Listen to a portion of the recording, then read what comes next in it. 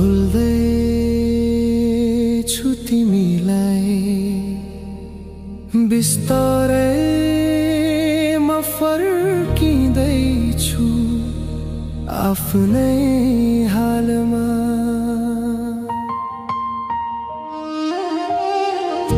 बिस्तारै छेकिँदैछ तिम्रो मुहार, बिस्तारै मेटिँदैछ यादहरूमा।